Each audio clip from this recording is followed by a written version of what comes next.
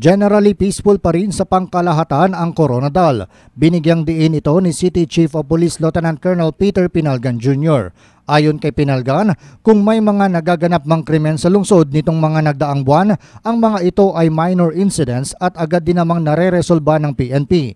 Gayunpaman, aminado si Pinalgan na sa tuwing sasapit ang bare months, madalas ay tumataas ang bilang ng mga krimen.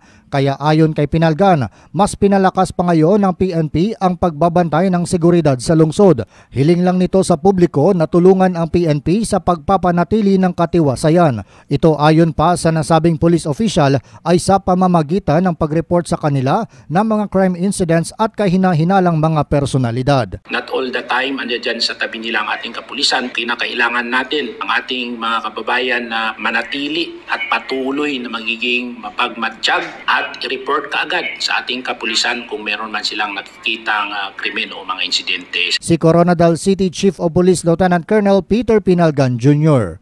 John Shonosa, NDBC, Bida Balita.